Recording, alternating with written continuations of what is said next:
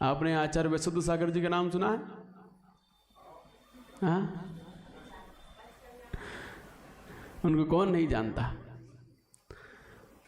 जब वह आचार्य विराग सागर जी के संग में आए थे तब इतने दुखी रहते थे, इतने दुखी रहते थे, सोच सोच कर रोते थे कि हम कितनी गाथा याद करते हैं, कितनी देर, पूरे सुबह से लेकर शाम तक एक गाथा को रटते थे। एकांत में छत पे चले जाते थे, छत पे जाकर अब वो गाथाओं को रटने में लगे हुए, कोई कल सुनानी है, आज सुबह पढ़ा दी है, कल सुबह सुनानी है आचार्य श्री को। और बाकी और भी उनके साथ मुनिराज थे, मुनि निर्णय सागर जो बचनंदी हो गए, एलक विनम्र सागर जी, ये 3 युवा में थे। 2-3 वृद्ध थे, कुंद कुंदा, वो चुल्लक कुंद कुंद, और एक और थे आचार्य विश्व सागर जी के पिताजी, क्या नाम है उनका, विश्वजीत। तो ये ऐसे 5-6 मुनिराज उस समय थे, शुरू में पीछियों संग था। तो उस समय 3 इन युवाओं का कंपटीशन रहता था, निर्णय सागर जी, एलक विनम्र सागर जी और मुनि विशुद्ध सागर जी।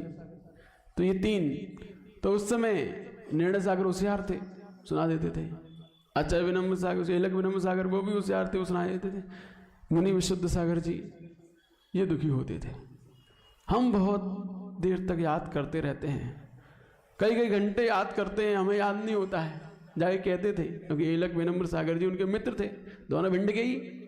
तो एक साथ वहाँ पर उन्होंने पूजन की, एक साथ पढ़ाया, शिविर पढ़ाई वहाँ पर हलवाई खाने में और भी अलग अलग जगह भिंड में। तो उन्होंने उनसे कहते थे, तुम्हें याद हो जाता, हमें क्यों नहीं याद होता है, हम परेशान होते हैं, हम इतने दिन तो रटते रहते हैं, हमें याद ही नहीं होता है। तो उस समय उनकी स्थिति बहुत ज़्यादा, क्षयोपशम उनका बहुत कम था।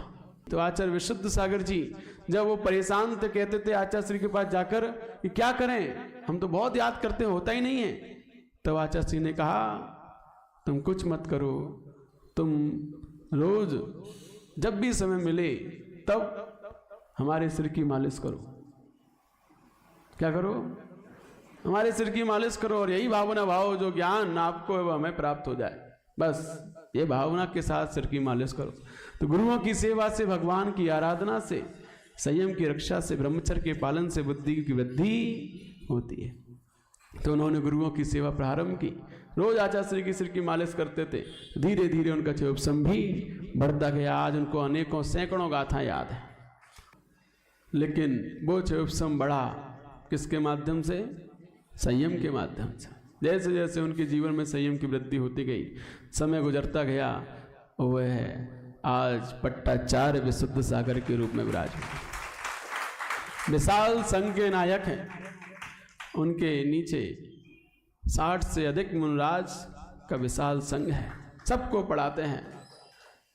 तो ये बुद्धि किससे बढ़ी? संयम से।